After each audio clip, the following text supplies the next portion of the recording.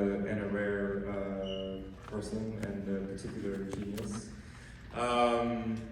So the play started with, I think she was saying the other day, right? Like she had lost a family member back in Poland. She couldn't attend the funeral for financial reasons. And so the Eddie monologue came to her, right? And it was a way for her to process her grief. She said she wrote that really quickly. It just kind of came fully formed. Then she wrote the John Jess scenes. 3 of the John Jess scenes, with all 3 of them with the exception of the shaving scene, right, which was added when we first mounted the full production. And then she wrote a scene between another couple, right? And she said that the man in that couple sounded like the guy who was reciting the monologue. So she, anyway, that's how Eddie and Ani were born. So it was the first Eddie, the prologue basically, and John and Jess. Then Eddie and Ani were born, and so then the process of kind of the development was figuring out how to weave them together, and that final scene where Jess and Eddie meet, right? So in a nutshell, that's and a really unusual process. It was sort of disparate elements uniting into what you witnessed today. Thank you for the question. Thank you for this great summary. Right here. I may be being.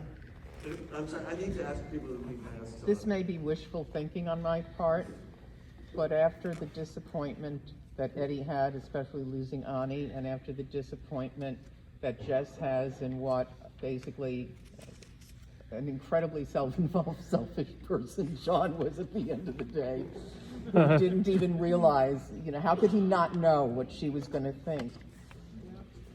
Jess and Eddie were such kind people. I have this desire, because Eddie talks about people find each other because they need each other. Do you envision that a long-term relationship will develop between the two of them? So the question has to do with what's going to happen next. Do you either one of you envision a long-term? An evocation of her responses to those characters, but specifically winding up with what's going to happen. So the last line of the play, of course, is you want to come in, and then what? Maybe I adopt her. Oh my God. Because it's about connection. It's about the shared crippling loneliness that we both have, and how somehow Eddie is always with the faith that maybe this text was from his deceased wife. So it's always he's a hopeful person, even though he's crushed and he's broken. So that, as to your question, it may be that. I think I feel it's strictly platonic, but I feel like it's 2 souls that met, and there's a connection there. So that's how I would answer that question. Kara, would you concur? Sure. I also think, that there's just like hope, like period, hope for possibility, for hope for feeling needed, feeling welcomed, feeling loved, feeling all of the things that we both are missing at this very moment, this very day. It's like the day of disappointment, and I feel like it's, for me, at the end of the play, it feels like I'm getting closer and closer to not being disappointed by the human condition in some kind of way, Cool. Thank you. Has the play changed? I sort of prohibited conversations about the earlier, but we'll sort of make a loophole here about the earlier production. So talk about the evolution of the script. I mean, earlier, isn't it? Yeah. I'm just so used to not having this. I think, early on, Greg and I were a part of all the way back to a workshop. So we would read scenes and talk about it, and Martina would go away at night and feverishly change lines and rewrite and do all of that stuff. Through the production at Williamstown, again, we were constantly getting sort of new pages. Once it gelled a little bit, and there was less of that off-Broadway There's been some changes in between Off-Broadway and here. I would call them surgical. Like no big sweeping changes, no, we didn't add an additional character to the play or anything, like nothing major. But like things that Martina had the opportunity when you have a living playwright and a new work, to be able to say, how can we make this moment clearer? How can we make this better or impact in a different way? So there were some, very few.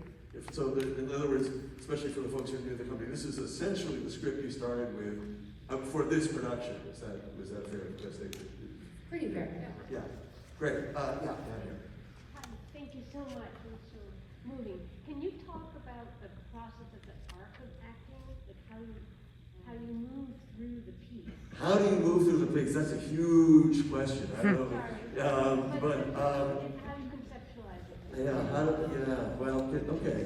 Well, I mean, it's interesting because when you first meet Jess and John, it's September, right? And that's kind of important to when we see them in the shower scene, right? That time has passed, that they are very familiar with themselves, with each other, and they have been intimate in this way, intimate not in a non-sexual way, but intimate in this way for time.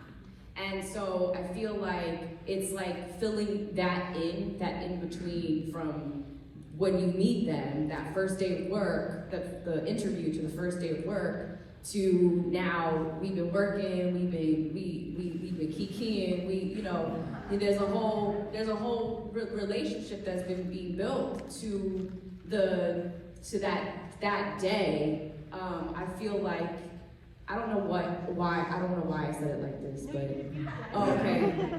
okay, yeah, no, September to December. That's I mean, it's cold. It's a season. Yeah, I mean, that's how I. Could we, maybe Eddie, Gray, did you want to say something? Or maybe Eddie can talk about the same sort of question. There's this very complex story, actually, and we get it sort of piecemeal. Go ahead. Yeah, so the original question was, as an actor, how I wish I knew. But here's what I am going to say. The key for me is to find truth in every moment. I understand the journey Eddie comes from. The prologue is connected to the last scene, and everything in the middle is, I think, flashbacks. But for me, I only explore it as every moment being as truthful as I can make it.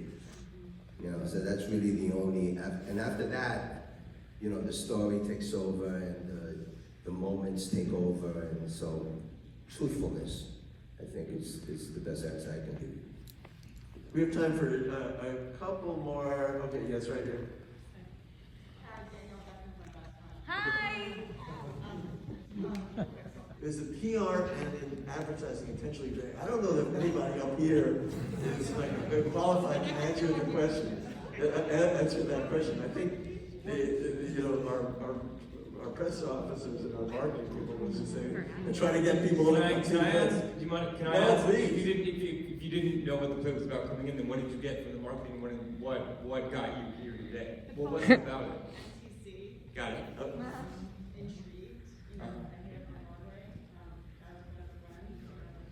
Gotcha. Interesting. So okay. So. I think there was an effort, and I wasn't in these meetings, like but I think there was some sort of an effort to not publicize this play as a play about disability or a play about caregiving. And I know that mattered to Martina a lot, that it didn't feel like it was this, this is that show about disability, because to me, at the end of the day, and I think we all would agree, my castmates would agree with me, it's a show about relationships and connection. It comes from this place and from these set of circumstances, and that's one of the reasons why I was so drawn to this piece at all, is that being a performer with a disability, having an opportunity to play a three-dimensional character that has a journey to go on, and it's a gift. But I think that there is something about if it was put out in a certain way, I don't know that we would, that people would come with this same sort of just like, wow, let's just go see what this is. And not be open to it. And I would say that Kitty's absolutely right. That was a process from, learnings and findings from the production of Williamstown, the production of City Center. Like we're still trying to figure it out. I don't know if we really hit the nail on the head, but people are responding, obviously, and I'm thrilled for that. I see a sea of hands, and I know I'm running out of time here. Gentlemen down here, yeah. When Jess was first meeting John, she was very sensitive to his physicality, but she didn't say physically challenged. How did you say it? Okay, Differently able. differently, yeah. Differently. And so what's the question? Yeah, so I guess you could say, how was it that you used that terminology as opposed to, let's say, like physically challenged? Okay, so it's a question about Jess, Yeah. where Jess is coming from. Yeah. That she uses that phrase. What I used was differently abled, which is what people believe to be the correct term to reference people who have disabilities. Okay. And I think that if anything, I'm gonna pass the mic over to my friend to tell you a little bit about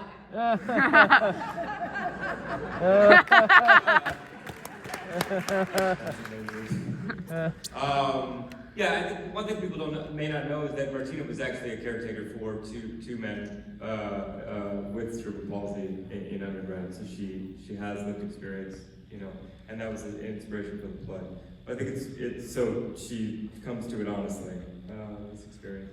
But yeah, again, like we can get bogged down in language around, I think that's what John is saying. Like, in my experience and a political kind of slant within the disabled community is to just use the word disabled. There's a particular point of view where differently able is a term used primarily by non-disabled people to describe disabled people. So it's, it doesn't come from within the community itself and for the people that actually have the lived experience. So that I think John's whole thing within that first scene and the second scene is like, see me as a person, see me as a person, see me as a person, like let's get past labels and language and my name is John. So I think that's how it is. I think the idea of my name is John as a simple sort of statement of closure. I see a lot of hands, but I also look at the time. These folks have to do it and do the show again. This gentleman got, Yeah, I know. I tried to call you on your right. Last One more. Last one. Go ahead. Gary Zarkov, who wrote The Seed of the Soul, he's got this new expression. We're going through a major transformation, this disruption with COVID-19, that he calls it the new frontier, which is inside your own body, inside of you, because we know practically nothing about it. Everything has been how you relate to the exterior. So I was just wondering, do you feel like a sense of that kind of a connection, of a need to bring the inward, outward, and tell the truth? Do you feel the need to bring the inward, outward, and tell the truth? What an amazing question to end with. What do you got for us? I mean, I think that is the ultimate goal of any actor. I mean, trying to find truth in every moment and try to, but I have to say, doing this play before what we all globally went through in the last couple of years and doing it now, I feel like it hits me in a different way. The loneliness, the isolation, feeling like kind of coming together. We've all been sort of faced with this idea of mortality in this different way. That to me, this whole piece is doing that on its own in some ways. But I think that comes from this global crazy experience that we've all gone through. That's my personal opinion. I think that's a perfect way to end this conversation. Folks have to do the show again tonight. Thank you so much for joining us.